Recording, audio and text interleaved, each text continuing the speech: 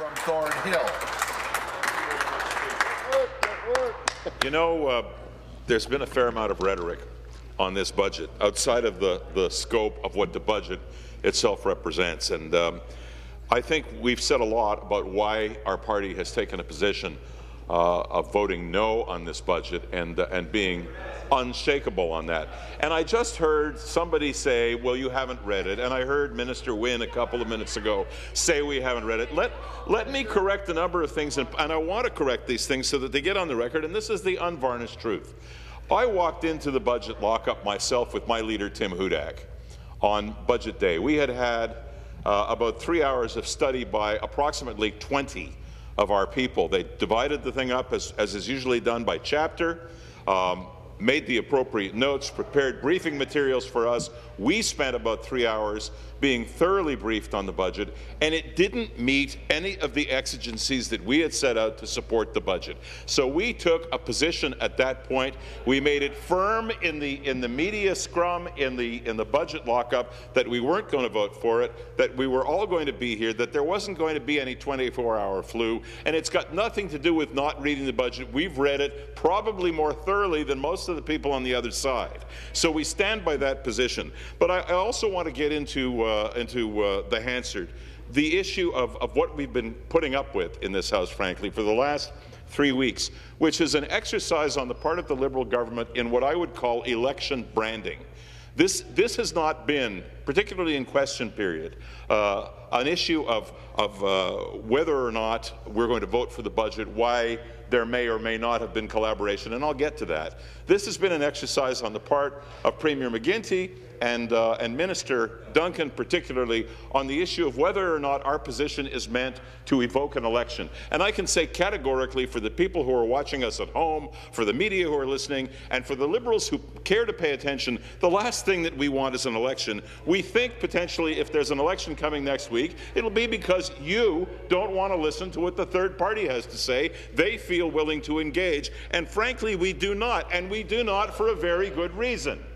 During the fall period, after October 6th, when we had an election that resulted in a minority government in this province, there was a period during which time we saw what seemed to be a more collaborative approach on the part of the ministerial people on that side, where if something happened in Labour, my office might get a call from Minister Jeffrey.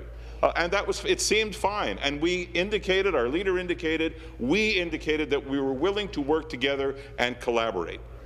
I didn't get any call from my opposite number, the Minister of Finance. I'm the finance critic. I called his office. I had my executive assistant call his office probably within 2 or 3 weeks of the election and asked for a meeting. The Minister of Finance had his people call back and say, why does Mr. Shurman want a meeting? And the explanation was simple: want to get to know the minister better, want to develop a working relationship, want to talk about what we might be able to do now that there's this new spirit of collaboration. And it took a while, but I believe that it was in November we had our first meeting. And his parliamentary assistant, the member from Ottawa Centre, knows very well because he attended that meeting, I attended that meeting. The reason I'm talking about it today and putting it into the Hansard record is because the first phrase out of Minister Duncan's mouth that day, as we sat in his boardroom at the building that houses the Ministry of Finance, was ground rules. Ground rules are, we're going to have this meeting, but it's off the record. We're not going to go out and we're not going to talk about it. Is that clear? And I readily agreed. And frankly, until today, kept with that agreement. That was the first meeting that we had, and I say again, at my behest, not at the minister's. So we had a discussion. We talked about some ideas that our party had put out there, both during and after the election. They were rejected out of hand. We talked about the wage freeze, for example, and heard a fair amount about British Columbia Supreme Court ruling and so forth. Time marched on, as it always does, and as we got closer to budget time, and now I'll put it at February, we were contacted by the Minister of Finance's department again, asking for another meeting. By the time that meeting was held, and he was holding meetings simultaneously with myself and with my opposite number in the NDP, it was mid-February. Now, I find it more than strange that we should be talking about what we might or might not want to collaborate on from a budget perspective in mid-February, when we know that we're going to have a budget tabled in the 3rd or 4th week of March. Because by the time you get to mid-February, most of that budget is put to bed. You're almost at a point where you're going to translation and to print. So there's no way that there was any real wish to collaborate. Our conclusion was they're going to do what they want to do. So there was a 3rd meeting called by me, and that was at the end of February. There was no urgency on the part of Minister Duncan to do anything before that. And I said to him categorically, Minister, I don't think that we can really collaborate at this point. You're going to print, and it's your show. You want this budget, put it on the table, we'll debate it, we'll discuss it, and we'll vote on it. That's the unvarnished truth. That's what I wanted to get on the record. So the minister who set the ground rules about not talking outside of meetings and then proceeded to go to the media at every opportunity and say he'd been meeting with the finance critic of the Progressive Conservative Party, the the critic of the NDP. Indeed he had, but he didn't talk with all candor about what had transpired in those meetings, and frankly, I don't believe that those meetings were meant to really evoke anything from us. So now, in a last-ditch attempt, there are apparently some kind of secret talks going on between those two parties, and we'll see what happens next week. But I've got to say, for all who are listening, whether you're media, whether you're watching me on television at home or in your offices, whether you're a Liberal sitting on the other side of this House, if there's an election next week because that budget is defeated, it's not because any progressive Conservative, from Tim Hudak right through 37 people in this caucus, not because any one of us ever wanted to evoke it, and our position on the budget is founded entirely on principle. And our principles... Our principles are very clear. We have said before the election, during the election, since the election. In fact, I'll take it back almost 3 years to the election as leader of our leader, Tim Hudak.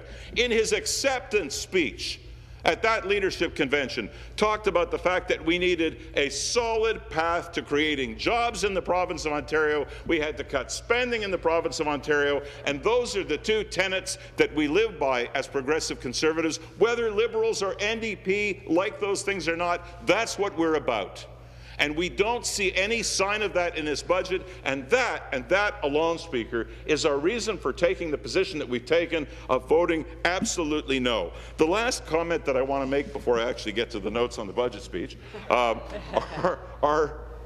about this concept that was advanced by Premier McGuinty, whether it was yesterday or the day before, I can't recall, during question period, about the fact that because we have not collaborated, as far as he's concerned, we haven't collaborated.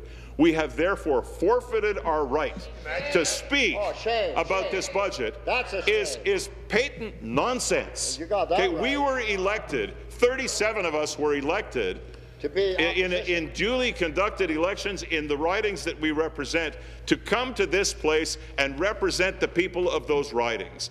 And that government, as a minority, has a duty, even if they weren't a minority, but they are, they have a duty to listen to what we have to say because we speak for people. The NDP speaks for people. And as I've said in question period, contrary to the arrogance that is displayed on a constant basis by this Minister of Finance and by this Premier, they are not royalty. Premier McGuinty is not the King of Ontario.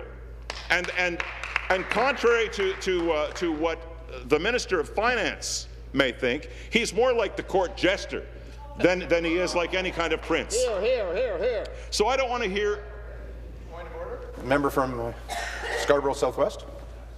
Mr. Speaker, with great respect, I think the member is using remarks that are unparliamentary, by calling the finance minister a court jester. I would ask the member from Thornhill to remove the one word in particular. I withdraw. Thank you. Okay. So I'll finish up that aspect of this one-way conversation in response to the conversation that's been coming from that side by saying we stand, contrary to what they say, We stand for Ontario every bit as much as they do. And when there's a suggestion from the other side that we've somehow forfeited our right to speak on this budget, when there's a suggestion from the other side to the effect that somehow or other we, because we don't support that budget, are not for Ontario, that we don't stand up for Ontario, that too, Speaker, is absolutely nonsensical. We represent Ontarians every bit as much as any Liberal member represents Ontarians, and the sooner they understand that respect is a mutual thing, and the sooner they understand that collaboration is an act of many, not an act of the few, the sooner we'll get along in this House. Hear, hear, hear, hear, hear, hear. Hear, hear. Go for it. Now, I'll get to a few of these notes that my staff have duly prepared because I want to speak a little bit about Ontario. I want to speak about Ontario because it's the essence of why we all come to this place and why we do what we do every day in the Legislative Assembly. This is a province that has, in days past, led Canada economically. 40% of the population, and as too many people have said, but it's true, the engine of Canada. We were a centre of industry. We were the hub of innovation and most significantly a place where entrepreneurs from all over the world sought to establish their new ventures and grow new businesses and contribute to the prosperity that we enjoyed. And it's a place where Ontarians with Canadian roots dating back so many hundreds of years worked side by side with new Canadians who chose this province as the place to build new lives for their families. I remember moving to my own riding of Thornhill back in 1983 with my family from Montreal. I remember the enthusiasm of knowing that there were countless opportunities for success here in Ontario, and later, when I moved from the corporate sector, I took advantage of those opportunities to set up small businesses of my own. And Ontario was indeed a place of opportunity where anyone willing to put in the hard work to do so could actually succeed. Like many Ontarians, I built a life in this province, and my wife and I looked very much forward to our two sons doing the same. So fast forward now to the Ontario we have today after 8 years of Dalton McGuinty and the Dalton McGuinty government. You know, contrary to what they say, our potential indeed does remain great. Not even 8 years of the McGuinty government could stifle that. And I really detest the suggestion that we in the progressive conservative ranks and the opposition ranks feel at any time otherwise. We are so pro-Ontarian that we come here and we fight the good fight every single day, in fact, because we do feel that way. Significant natural resources, the rule of law, well-educated population, diverse population that, combined with the inherent entrepreneurial spirit of Ontarians, makes us a force to be potentially reckoned with globally and makes companies around the world take notice and consider Ontario. Unfortunately, under Dalton McGuinty, far too often, these companies that consider investing in Ontario make a decision against it. Why? Why do they do that? If you look at the budget that was presented just a few short weeks ago, it is all too clear.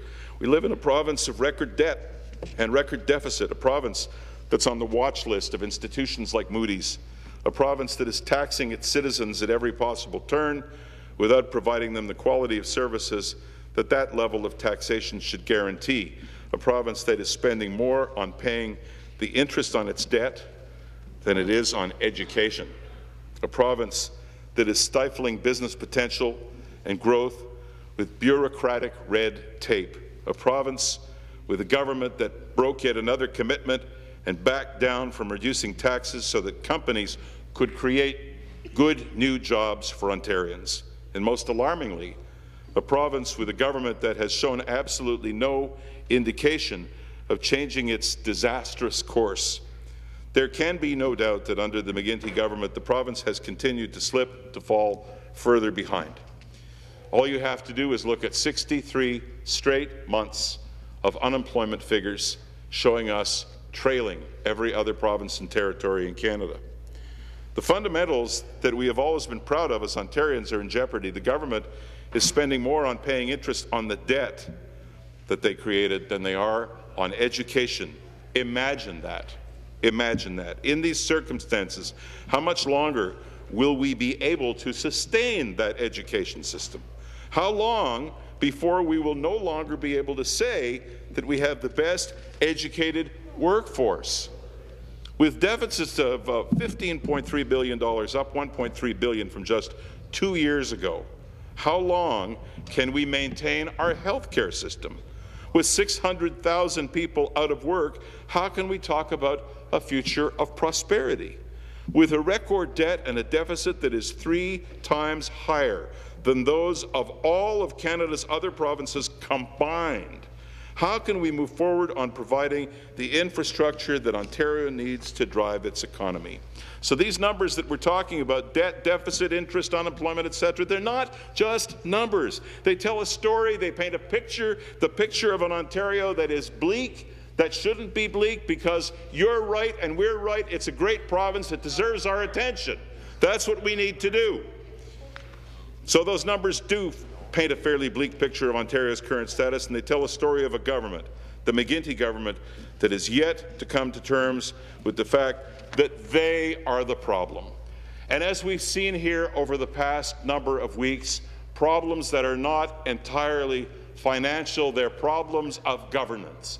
And I look, for example, at the fact that they, as a minority, or as they call it, a majority minority, do not want to listen to the will of the House. And I give you, Speaker, by way of example, the majority of this House voting in favour of a select committee to look into the Orange scandal, and them not being willing to do so. And for that reason, Speaker, I must move adjournment of the debate. Mr. Shurman.